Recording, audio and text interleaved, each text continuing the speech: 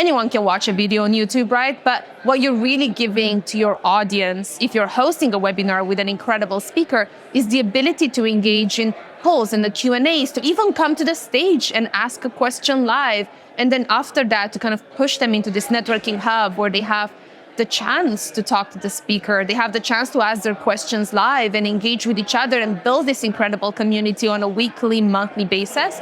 Today, we're at an event. It's called SaaS Open in New York. And how fitting it is that we're going to talk about webinars and events and how to optimize them for fully making the most out of your pipeline and converting those webinar leads with Oana, who is a co-founder and a co-CEO at SQL. Thank you, Alina. I'm super excited to be here, especially as two fellow Romanian founders.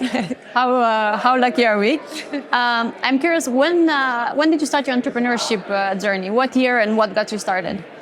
Well, I started because of my own personal problem. I was a marketer for 8+ years, working for HP, first in Europe and then in the US for about 8 years. So I started SQL, which was Introvok before that, purely because of my own problem. So I started in 2020. If you can imagine, we started a virtual kind of event solution 2 months before the pandemic hit. So it was interesting to see how, video was not such a big thing before the pandemic, and afterwards it was the number one thing that marketers wanted. But we really wanted to learn the market and really understand the market instead of building like a virtual events platform. As a marketer myself, I knew that after the pandemic, people won't sit in front of their laptops for 4 hours with like booths. People will want to be in person at this type of event for the conferences.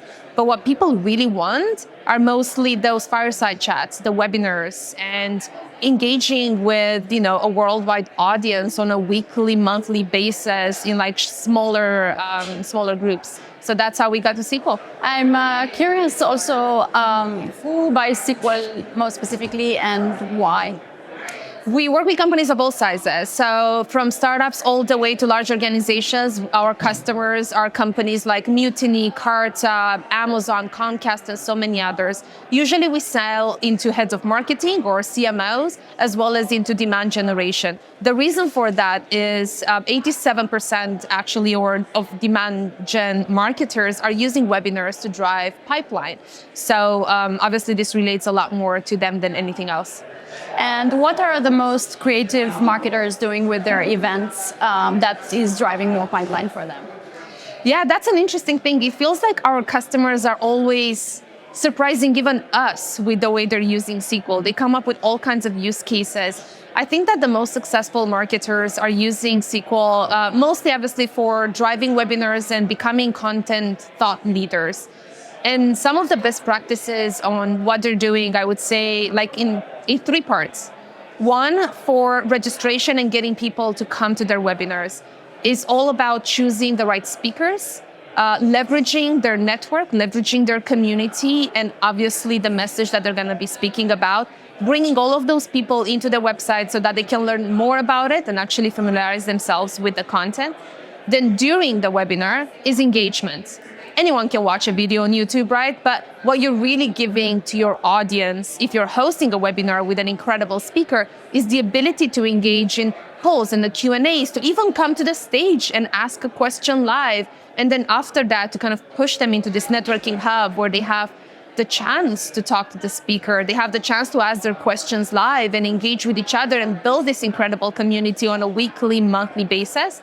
And then the last bit, I would say number 3, is leveraging the content that you created. Just because you've done a 30-minute webinar, that is not finished. That's an incredible amount of content that very few marketers are leveraging more after, the moment the webinar has finished. So with the instant replay that we have, the moment the webinar has finished, it's automatically available for replay on their website. They can continue to have polls and Q&As.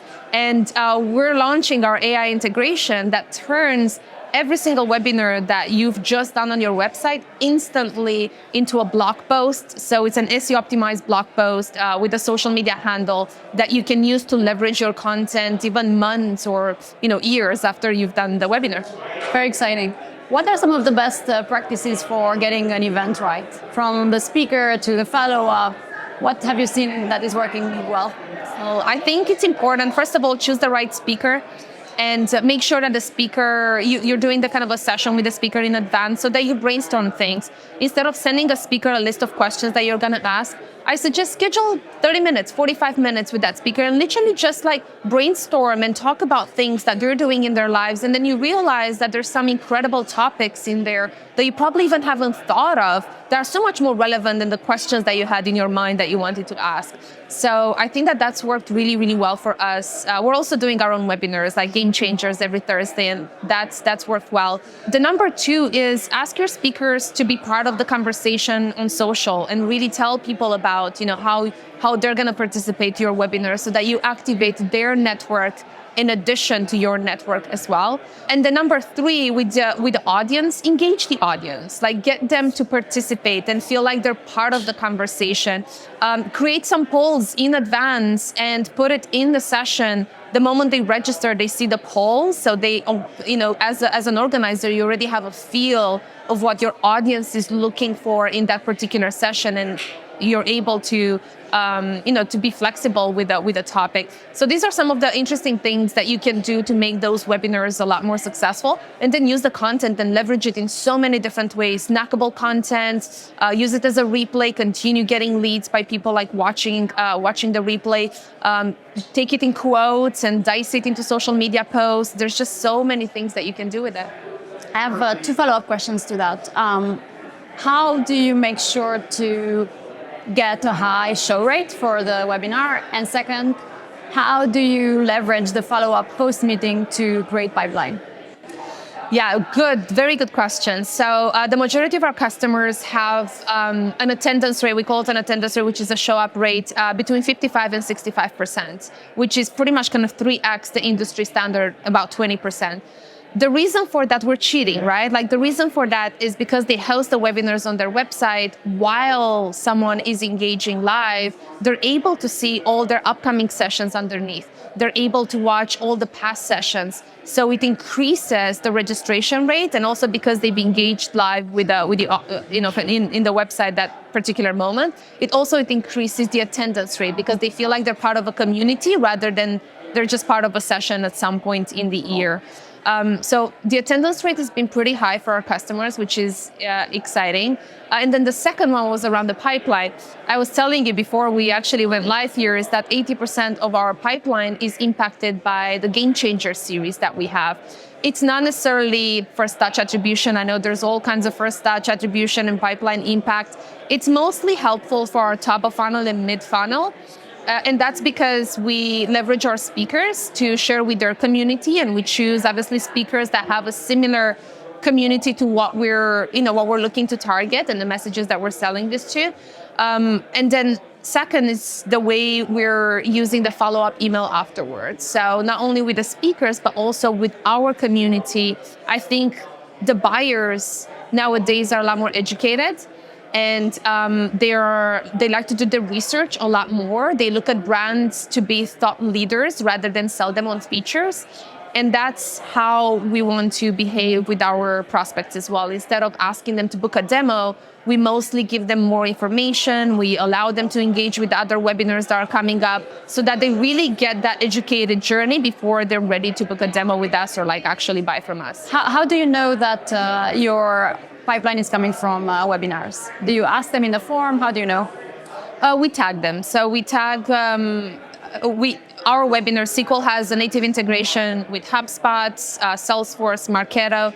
And not only that we get the integration of like who registered, but we get who registered, if they attended live, for how long they spent in a webinar engaging, like a percentage, 50, 60%. Did they watch on replay and how many times? So we actually track this entire engagement within SQL, and then using Google Analytics, because it's embedded in our website, then we look at their entire journey afterwards. So they watched the webinar, they went to a customer success story, they went to the pricing page, they booked a demo. So this together allows us to have a really good understanding of our user journey before they book a demo.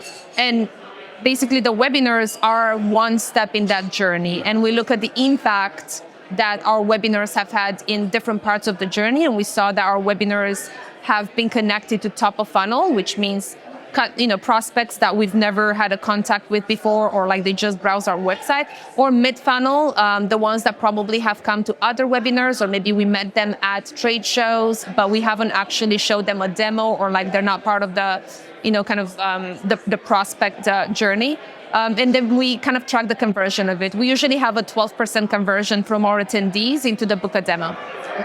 I was actually asking the question because I was imagining, since the session is embedded on the website, that you allow people to watch without actually revealing their identity. Is my understanding correct, or you can only watch if you give an email address? So there's two ways. The majority of our customers are using SQL to capture leads as well, and the registration, in order to actually identify the person, to be able to engage in chat Q&As and brought to the screen. For security reasons, we advise that they have an email address and a name so that they can come in. It also helps you as a marketer to track that lead and obviously to engage with them afterwards with emails. We do have some customers, very high-profile customers, that did not want to have, they wanted to ungate it, this entire thing. So we made an exception for them. The only difference is that obviously you can't bring them to the stage because they don't have an identity in our, in our component, but they can engage in chat, Q&A, and polls. We recommend to capture email addresses and names, also because it's much easier afterwards to identify engagement and take high-value actions to turn them into customers. What other marketing motions are working well for you outside of webinars? Other things that are working really well are, first of all, partnerships. We're partnering with some incredible other brands like Mutiny, Stencil, Metadata, and we're all speaking the same language of the modern marketer, and how the buying behaviors have changed recently, how marketing efficiency is part of the strategy of every single CMO right now, especially in 2023. And because of that, we create a lot of interesting happy hours. We create roundtable discussions together where we bring some of the best CMOs out there to talk about like what are the trends, what can we build for them, and also content together, like looking at how to make your website your number one revenue channel and what marketing efficiency means for marketing leaders nowadays. So partnerships has been really good for us. And then number 3 is content. It's not just like video and webinar content. Obviously, we leverage that. But we just brought on a head of content to look at like SEO, organic traffic, and how do we leverage even in-product content to increase our user acquisition. I'm curious, some marketing motions that you've tried recently that have not worked out? So my team has a good culture of experimentation. So like they're trying different things and looking if what works well, what doesn't. And one of the things that hasn't worked almost at all for us is paid social. So we spend some money in paid social. Probably we haven't done it well, but it hasn't brought the value that we would have wanted it to bring. It worked a little bit more on retargeting some of the people in our pipeline or like in ABM, but top of funnel paid social has been pretty much a waste of money for us. Well, you never know if it's working or not, because you're always going to get that direct and you don't know where it's coming from, right? That's true. Yeah, that's true. I'm curious if you have seen marketers these days doing things that surprised you, that are also effective in bringing pipeline outside of your bread and butter, outside of webinars. Yes, I think that something that's been interesting that we started exploring as well is, as part of the partnership, more kind of influencer marketing. And I think that influencer marketing has been such a thing for B2C, right? For more kind of direct to consumer. But recently, influencer marketing has started to get momentum into B2B world as well. And not only partnering with brands and having, partnering with other companies that are doing kind of similar things and promoting each other, but going to incredible marketers out there and working with them on some influencer campaigns that could potentially increase our referral program. So I think that that's one thing that surprised me. I thought that influencer marketing is going to be like a B2C type of strategy, but I think that's been working a lot more in B2B recently. Yeah. You have an influencer marketing program as well, right? We don't have an established one. We just kicked off our referral program where we allow anyone from our community, customers, partners, to refer other customers to us. And that's actually been working really well. It's great to see like prospects referring other companies to us even before they buy the product. But I think that we're going to start looking at how influencer marketing could work for us in the future. Who do you go for marketing? Who inspires you in the marketing world? We are lucky to have an incredible network of CMOs that I really look up to, and I admire a lot of companies, a lot of these CMOs. One of them is Lauren from SalesLoft. She's fantastic, and the way they build the SalesLoft brand and the way they grow that is number one software according to Vendor recently. Then I look at other marketers out there that are just doing incredible things, and I obviously follow on social. Obviously, you are one of the inspirations as well on how to build a brand for your company, and I think that's very interesting because a lot of marketers are so focused on ROI, and brand is such a long-term investment that some marketers forget to invest in that. But before you know it, it's gonna come and kind of bite you if you're not actually investing in it, and it can have a lot of intangible, benefits. But it's all about kind of learning from each other in this industry. And there's marketers at all levels, from like video producers all the way to CMOs that inspire me every day. What's your dream with SQL in 4 to 5 years? Well, I think for me, I just want to see companies really taking control of their content. And I think SQL can really enable them do that, not just for live video, but for video in general. I think that video has finally taken the role that it deserves in marketing as a whole, rather than just being a tool that marketers usually would not look at before the pandemic. And I think that we have that power to allow companies to tell their stories natively in their own website, engage their community. I think community marketing is huge as well, and knowing how to activate that. And I want SQL to play number one role in that entire journey that marketers are building right now. And even beyond that, for me as a founder in building SQL, I want to build a company that really matters, a company that changes not only our customers' lives, but also our team's lives as well, and build a culture where employees love to work in. And my team is amazing, so we're ready on the way for that. And that really inspires the community of other founders, especially female founders around us.